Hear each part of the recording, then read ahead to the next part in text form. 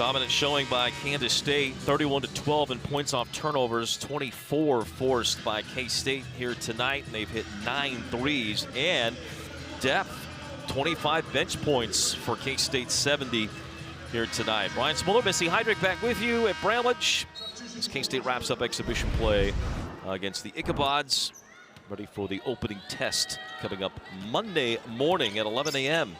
here on ESPN+. Amani Lester will get the start in the fourth quarter, draws contact, will get to the free throw line. A much cleaner third quarter for Kansas State, which I'm sure has to have Jeff Mittie a lot happier during that break in between the third and fourth. Just 3 turnovers. When you look at what that team had, they had 14 in the first half. Some of that coming from not having seen pressure, not having really worked on any press break. But this is a good barometer, I think, for Kansas State to be able to understand, say, all right, we're going to see some different things. We may not have prepared for everything. We may not have gone over it in practice, but you've got to be able to manage in-game and make those adjustments. Yeah, and to your point, it seems like they have been able to do that. 30-6, and a lot of that keyed from the defense. 7 turnovers in that third quarter. And make it another. No, they're going to say it is off of Lester, so we'll stay with Washburn here on the offensive end for the Ichabods. The only starter on the court right now is Ayoka Lee. One of the stories tonight, Lee was really not needed. 11.7 boards in just 12 minutes. And I think that's smart. We mentioned it at the very top. When you're dealing with someone who's been there, you got to manage the minutes, and you got to be able to understand that. This is a long season. This is just the beginning of the journey.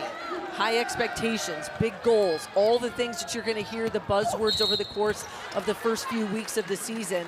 But you can't exhaust your All-American center, who is back for her last season, knowing that there's also, whether she feels great physically, it's a long grind, and you got to be able to do that. So I think this is smart. Allow these other post players to get the minutes, get the feel, and kind of challenge them to be as good so that they can, that the coaches can count on them when they put you in the ballgame. Look at Taylor, Sanchez, who's seen some time in the post. Lester getting it now. Walker back to the free throw line. Walker has put in a good shift, so to speak, using a hockey term. Running the point here tonight for K-State. 5 assists, just have 2 turnovers, 4 boards, and now 10 points. It's a balanced stat sheet for the sophomore, and that's what you're looking for out of a point guard. There's going to be nights where she's got to score. There's going to be nights where you have to distribute. Ichabod with more than 6 points. Well, we mentioned it, the transfer coming in and giving them solid minutes from Cal State East Bay. She was in the starting lineup. She hit 83 three-point shots a season ago. So you know that she's got range. You've got to get out and get a hand in the face of the shooter. Gomez, running the point for the Ichabods. Landing, but looks to be all right. Might have been a foul earlier in the game. Glenn fouls out high. So the Ichabods will leave here and do one more exhibition game. They'll go to Lawrence to take on the Jayhawks coming up on Friday. Brandon Schneider's team may be one of those sneaky good teams in the league. You don't really know perhaps about them. And then here's the rest of the schedule for Washburn. A couple of tournaments that at St. Cloud State and at Quincy, but again, not at home. Challenge for this team, as we said it, with a lot of young players and new faces, but you got to kind of put them into the fire, because the MIAA, as we mentioned it, earlier in the game, one of the top premier Division II leagues in the nation. And so you know you've got to be prepared. You look at the numbers and who is there. You've got Pitt State picked #1 in the preseason poll. Fort Hays in at #2. This Washburn team picked 9th in the preseason poll, but that is not necessarily indicative of where they will finish. They've got a lot of tools that they could throw and put out on the floor, and different looks that they can give to their opponents. Former assistant coach at K-State, Brian Osterman, also at Emporia State. So a little bit of a K-State tie there. Poindexter called for the travel. What a night, though, for Tamira Poindexter in her debut for Kansas State. 14 points, 5 of 5 shooting, hit both 3-pointers, just 16 minutes for Poindexter. Your thoughts on how she played? Well, I think it's the length and the athleticism that she brings to the floor that is a different look. And when you think about replacing players and does the scoring translate, it doesn't have to be 20 a game that she had at Tulsa. And it doesn't have to be doing what Gabby Gregory did. What you need to do, though, is you can't have drop-off. You need to have those players come in as transfers and be an impact. And I think you're going to see that from her. Might not be the cleanest, and it might not be 5 for 5 nights every night, but she is going to put some points on the board. Foul as Walker went in underneath. Take a look at some of the clips of Poindexter so far here tonight. The one thing I would say is her ability to score the basketball and spread the defense. We saw it early, catch and shoot, find open space and extend the defense. Whether it's off a broken play or in a set, she's gonna get her feet set. And you know she can finish at the rim. She'll take contact, get herself an and one, and find a way to score. The alley-oop shows the athleticism. She can get off the floor and lose her defender. Hasn't had a rebound yet tonight. May not see any more minutes. If I'm Jeff Mitty, they need some rebounding from her. That is the one thing Gabby Gregory was always going to give you, rebounding the basketball on both ends. No, that's a great point. Taylor comes in as K-State does some wholesale substitution. Running this down here at the end. Taylor catches the deflection, scores, and an and one. Just a shade late on the passing, but it ends up working out on the foul by Washburn, and Taylor to the free throw line. Giovanetti gets her third. Yeah, the thought by Maupin was right, and I like how K-State's been pushing it up the floor, get the ball to that corner, and dive your post to that low block, kind of a secondary break look. We've seen it with Taylor. We saw it with Maupin once earlier. Sanchez has been that person as well. Get up the floor, go quick, find an open look, get an easy layup. Off the tip, it was an opportunity at the three-point play, but she can't get it to go. Foul on Sanchez over the back. We'll turn it over. Let's begin to close this one out.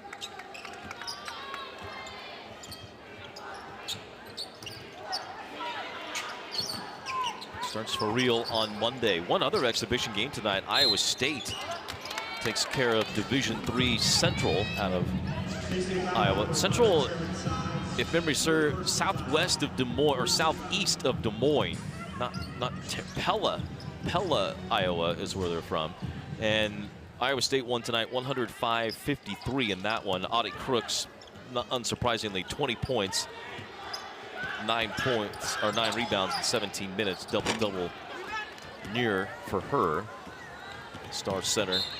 And I'm sure size-wise had a distinct advantage in that game. It was amazing to watch. Well, a year ago, as a freshman, Audie Crooks, she shot 57% from the floor. Talk about incredible efficiency, 19.2 points a game as a freshman. Had a couple great duels against Ioka Lee. Yep. We saw that. Challenged Kansas State. They won here in Bramlage. Iowa State did beat K-State on this floor late in the season. There were just some flashes that you could see early, and they put the season together, and they've drawn a lot of national attention, and they have scheduled a lot like what Kansas State has done. This Iowa State is going to challenge them. They are playing the likes of UConn and South Carolina, and it's a tough non-conference schedule. There might be a lot of L's next to Iowa State when Big 12 play comes, but don't give that a false sense of security, because they are going to be really good. Well, they've added some pieces out of the portal as well, three-point shooters to help put around Crooks, much like K-State tried to do with Lee. And it's essentially why they're 1-2 in the poll, these two teams, and both showdowns, to your point, both the one here in Manhattan and the one in Ames, will be on national television this year on our ESPN family of networks. And obviously everybody recognizing the star power that'll be on the court in those two games. Maupin running alongside McCallum, got the block, turnover going the other way. Sides gets it back from Sanchez, a little too much passing and a turnover by the Wildcats. So too many turnovers, certainly by Kansas State. That'll be their 20th. And in some respects, Washburn wanted to make it that way, kind of a muck up the game with the full court press, cause some havoc. But I think that's a great way to go about it. I think it's a fantastic solution, really, for Washburn. Knowing you're undersized and you're going to be outgunned, you got to make it happen. We'll be back with a final 5-minute stretch. This is what's coming up on ESPN platforms. All this on ESPN Plus, as a matter of fact. West Virginia tomorrow night in town to take on Jason Mansfield's volleyball team that was here tonight watching K-State women's basketball. Volleyball has won 4 out of 6. Chris Kleiman show Friday before they head down to Houston to take on the Cougars. Green Bay here on Monday. Men's basketball on Tuesday. The men got started last night with their exhibition game against Fort Hays State. Speaking of defense, Fort Hays State, that's kind of what they hang their hat on, is defense, junk defenses, really try and make the game physical and tough their end. Either way, what was your takeaway on what we saw from the men last night? Well, I think you nailed it. I think it's a really great defensive effort, and you can tell that that is an area of which Jerome Tang and his staff have said, this is how we are going to win games. You got to shut people down. I think on the flip side, it was sloppy offensively, just from a matter of fact. Different faces, different people, different flavors running the point, especially trying to get in. But if you aren't impressed with Hawkins and the athleticism and the ability of things that he could do, there's a reason why he's on the Naismith watch list, and he's going to be one to deal with in the Big 12 as this team goes on. Coleman Hawkins in his debut almost ran at times the point for K-State, kind of that point forward. You just see how versatile he is. And, you know, but it was interesting. I was watching the game with my husband. We were watching him play defense. He was in great help side, very active defensively. Kind of comes from the old adage, you know who he played for. He played for Brad Underwood, and you got to play defense if you want to play for Brad Underwood at Illinois. So give credit. Some of those things do translate.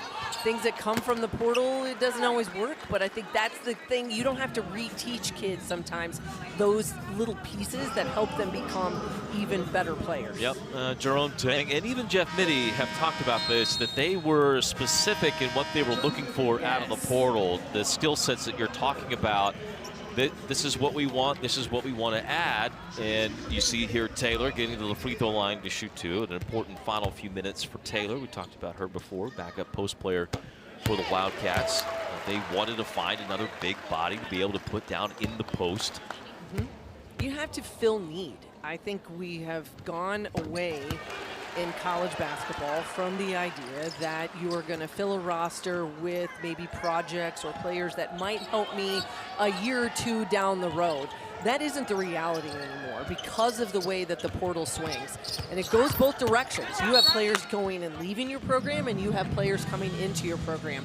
You got to create continuity one way or the other. Now, the programs that have veterans stick around, players that are with you 2, 3, 4 years, very rare. Those people that have it, hats off to them, because that means you've got a kid that has found a place. Ioka Lee, a great example. Had opportunity, could have gone other places, maybe would have been in a different situation, but stays at K-State knowing it was the right place for her. But that type of leadership isn't something you find very often. And I think for both of these Kansas State basketball programs, filling the right needs with the right kids is where you got to go moving forward. 10 count. Washburn forces the turnover on the press. K-State had handled it pretty well until that turnover here in the second half. Wayne trying to work on the right side. Former Northern Colorado signee that has landed at Washburn. Walker sensing K-State right out the other way, and they get the easy lay-in with Briley Glenn. Everyone that has played has scored for Kansas State.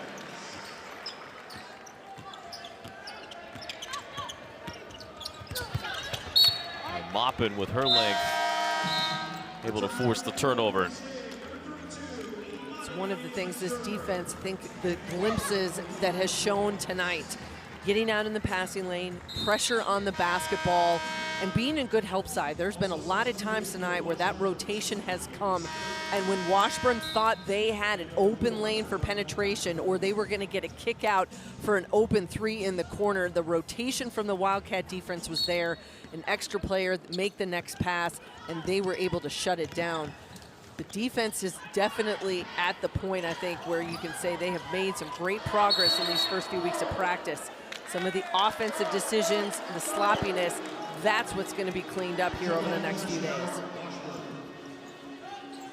Jeff Mitty talking with Zy Walker with a wry grin on his face. I think wanting a different tactic to attack the press.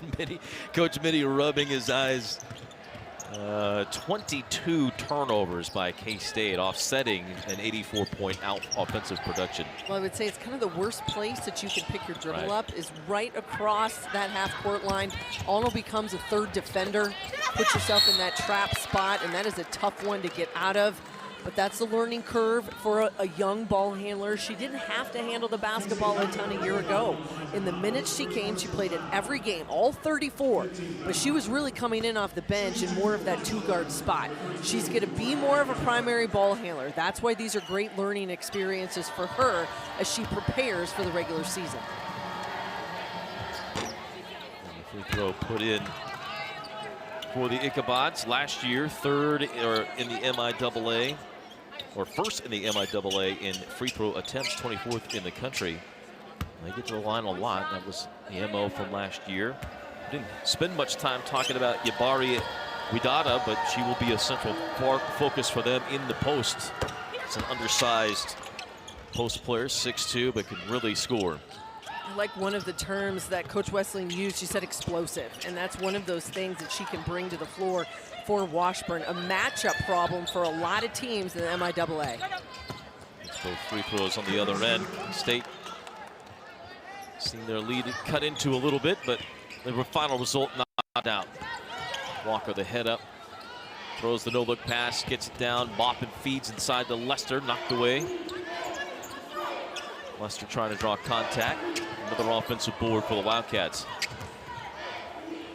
Even now, the depth for K-State, a lot of length out on the court and a lot of players who played a lot of minutes for a season ago for K-State. And a timeout for Washburn just to get some subs into the game.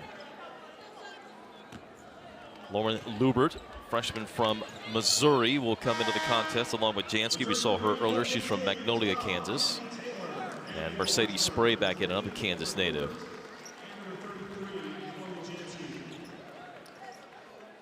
Peyton Stark goes to the bench. Stirk goes to the bench. She's got 12 points, a leading scorer for Washburn tonight. She was 5 of 13 from the floor, hit 2 big threes. You can see why she is a burst of scoring for Washburn this season. A good pickup in the portal for the Ichabods.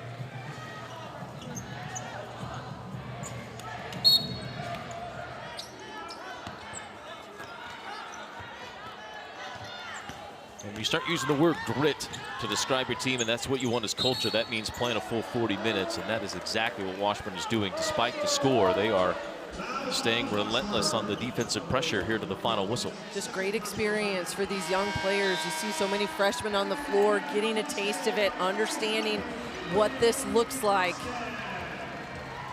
And I think for Coach Wesleyan and her staff, knowing that they've got to develop, but they're going to need some big minutes from these young faces throughout the course of the season.